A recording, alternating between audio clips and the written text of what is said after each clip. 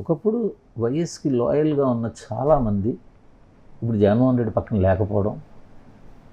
లేకపోవడంతో పాటు విమర్శించడం ఏంటంటారు దీనికి? ఎందుకు ఉండవల్లి అరుణ్ కుమార్ కావచ్చు, కొంత రామకృష్ణ కావచ్చు, మీరు కావచ్చు, ఇంకా చాలామంది కేవీపీ కావచ్చు. జగన్మోహన్ రెడ్డి గారు అంటే ముందు రాజశేఖర్ గారు కొన్ని ఏంటి ఇద్దరు ఏమైనా తేడా ఉందా?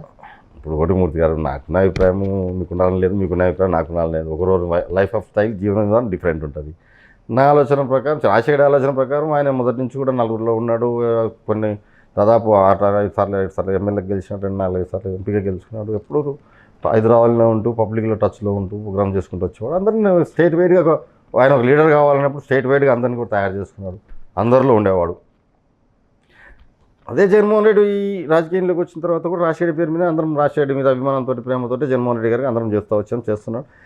అతను కూడా ఎవరు కావాలన్నా ఇంటికి వచ్చిన వాళ్ళతో మాట్లాడడం పోవడం చేస్తాను. కానీ రాజశేఖర రెడ్డి గారు అట్లా కాదు, ఇట్లా హల్లా కూర్చునేది.